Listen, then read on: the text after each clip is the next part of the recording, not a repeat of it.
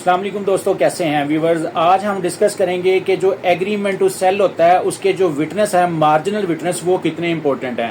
ہمارے پاس بہت سارے کلائنٹ آتے ہیں کیونکہ اوبیسلی ہمارا کام ہے وکالت کا، ہم پریکٹس کرتے ہیں ڈیلی بیسس پہ۔ Suit for specific performance is one of the basic and important suits کے جو ہے وہ ایگریمنٹ ٹو سیل کی بیس پر جو ہے نا وہ دعویٰ دائر کیا جا سکتا ہے۔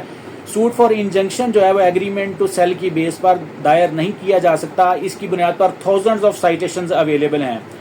سوٹ فار اسپیسیفک پرفارمنس جب بھی ہم دائر کرتے ہیں تو خاص طور پر آج کل سوسائٹیوں کا آپ کو پتہ ہے کہ بڑا ٹرینڈ ہے۔ سوسائٹیز جتنی بھی ہیں وہ خاص طور پر جب بھی ایگریمنٹ کرتا ہے وہ ڈیولپر سوسائٹی کا، وہ جو ہے وہ اپنے وٹنس جو ہے وہ اپنے آفس کے بندے جو ہے نا ان کو وٹنس بنا لیتا ہے، یا اپنے بھائیوں کو وٹنس بنا لیتا ہے، یا جو ڈیولپرز ہوتے ہیں ان میں سے 2 بندوں کو وٹنس بنا لیا جاتا ہے۔ حالانکہ یہ ایک میل پریکٹس ہے۔ جو بندہ جائیداد خرید رہا ہے، جو مشتری ہے، جو خریدار ہے، اس کو اپنے گواہ رکھنے چاہیے۔ دوستو آپ کبھی بھی اس بات کو یہ ذہن میں رکھیں کہ جب بھی رجسٹری کروائی جاتی ہے تو جو بندہ جائیداد خرید رہا ہوتا ہے، جس کے نام پہ رجسٹری ہو رہی ہوتی ہے، اس نے دونوں گواہ اپنے لکھنے ہوتے ہیں۔ کبھی آپ نے دیکھا ہے کہ رجسٹری میں کسی دوسرے بندے کی طرف سے ایک گواہ جو ہے نا وہ لکھا جائے؟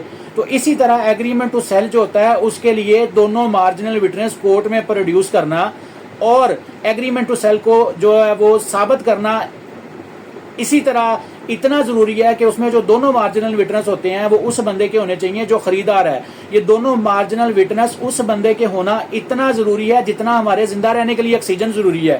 اگر آپ کے مارجنل وٹنس میں سے 2 میں سے ایک کورٹ میں پیش ہوتا ہے، دوسرا پیش نہیں ہوتا، تو اٹیسٹیشن کی definition according to article 79 QSO اور اٹیسٹیشن کی ڈیفینیشن جو ٹرانسفر آف پراپرٹی ایکٹ میں دی گئی ہے اس کے اکارڈنگ آپ کا ایگریمنٹ کبھی بھی پروو نہیں ہو سکتا۔ آپ کا ایگریمنٹ پروو نہیں ہوگا تو پھر آپ کی جو ہے وہ دعویٰ ڈگری نہیں ہوگا۔ السلام علیکم۔